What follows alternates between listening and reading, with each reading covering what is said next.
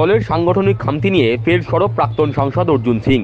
আগেও একাধিকবার দলের সংগঠন নিয়ে সরব হয়েছিলেন ব্যারাকপুরের প্রাক্তন সাংসদ অর্জুন সিং। তার মন্তব্য ছিল, বাংলায় ভোট হয় না, ভোট করাতে হয়। প্রসঙ্গত রবিবার বাঁকুড়ার বিষ্ণুপুরে যদুভট্ট মঞ্চে দলের সাংগঠনিক সভাতে প্রাক্তন রাজ্য সভাপতি দিলীপ ঘোষ বলেছেন, আমরা ভোট করাতে জানি না। 2021 সালে সবাই বলেছিল আমাদের সরকার হয়ে যাবে, কিন্তু হয়নি। দিলীপ ঘোষের কথায়, ভোট কিভাবে করাতে হয় সেটা জানতে হবে, শিখতে হবে। আমার অভিজ্ঞতা কম আছে, আমার সংগঠন জানি, আন্দোলন জানি, কিন্তু ভোট করাতে জানি না। সংগঠনের খামতি নিয়ে সোমবার ফের সরব হলেন প্রাক্তন সাংসদ অর্জুন সিং। এদিন জগদ্দলের মজদুর ভবনে সাংবাদিকদের মুখোমুখি হয়ে প্রাক্তন সাংসদ অর্জুন সিং বলেন, দিলীপ দা দলের একজন সিনিয়র লিডার, দেরিতে হলেও উনি বুঝতে পেরেছেন। তার মন্তব্য, বাংলায় ভোট হয় না, ভোট করাতে হয়। ভোট করাতে গেলে নিচুতলার সংগঠন মজবুত করতে হবে। দুর্বল মণ্ডল সভাপতি, বুথ সভাপতি কিংবা শক্তি কেন্দ্র প্রমুখ দিয়ে তৃণমূলের বিরুদ্ধে লড়াই করা যাবে না। দিলীপ তো অনেক সিনিয়র লিডার, হয়তো উনি এবার কালকে অনুভব করতে পেরেছে। আমি তো প্রথম দিন থেকে বলি কি বাংলায় ভোট হয় না, ভোট করাতে হয়। এবার নিচে লেভেলে ভাবতে হবে দলকে, সংগঠনটাকে কার হাতে দিতে হবে, কে লোকটা কাজ করবে।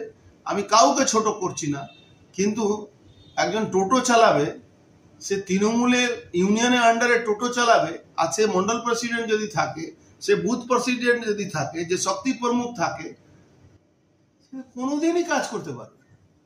তার তো একটা সবসময় ভয় লেগে থাকে আমার টোটো বন্ধ হয়ে যাবে।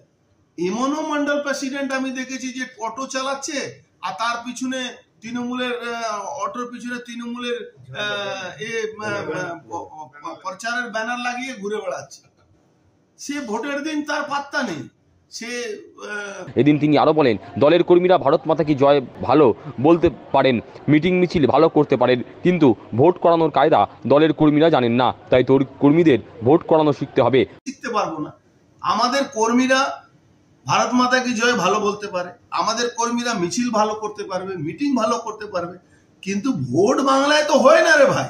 বাংলায় তো মানুষ ভোট দিতে পারে না, বাংলায় ভোট করাতে হয়। সেই ভোট করাবার জন্য যে কায়দা শিখতে হবে, সে শিখতে হবে।